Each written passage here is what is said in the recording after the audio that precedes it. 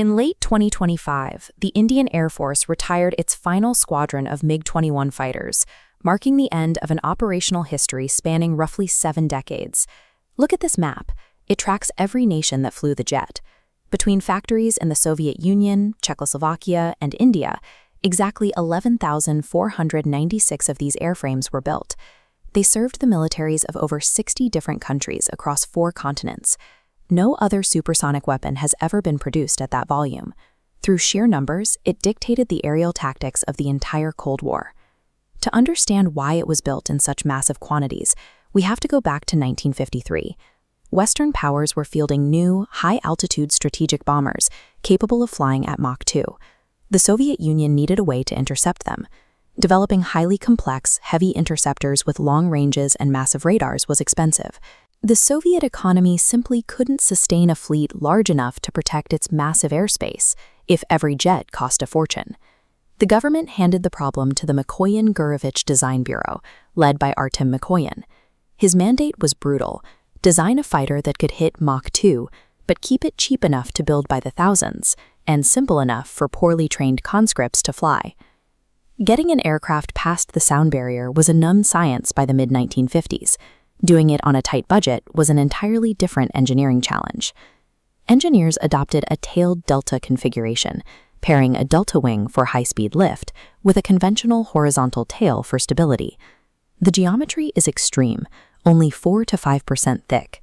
This razor-thin two-dimensional edge nearly eliminates wave drag, allowing Mach 2 speeds. The aerodynamic math worked perfectly, but building a wing that thin forced compromises that would severely handicap the jet in combat. Because the delta wings were practically flat, they were entirely solid. There was zero internal space to store fuel or stow the main landing gear. Engineers crammed the landing gear, engine, and fuel into the narrow central fuselage, limiting flight endurance to just 45 minutes. Worse, these tanks sat ahead of the center of gravity. As fuel burned, the balance shifted violently backward, making the plane highly unstable. The Soviet Union successfully bought Mach 2 speed on a budget. The price they paid was extreme aerodynamic instability and a combat radius so short it left zero room for pilot error. In Vietnam, North Vietnamese pilots utilized the MiG's tiny visual profile and high agility to execute brief, devastating hit-and-run ambushes against heavier American F-4 Phantoms. Later models featured an emergency super afterburner mode. By dumping excess fuel into the exhaust, the MiG temporarily matched the climb rates of modern fourth-generation fighters. But the Middle Eastern conflicts exposed the jet's limits. Inside, the analog cockpit was cramped, required massive cognitive load to monitor, and offered terrible rearward visibility. Once the short fuel supply ran low, pilots found themselves trapped and highly vulnerable in prolonged turning dogfights.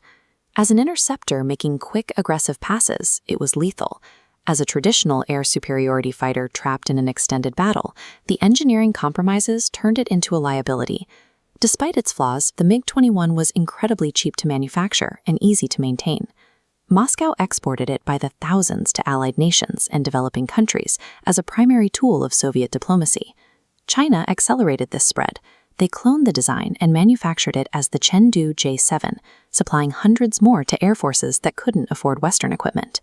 This chart tracks the attrition of the global fleet over the decades.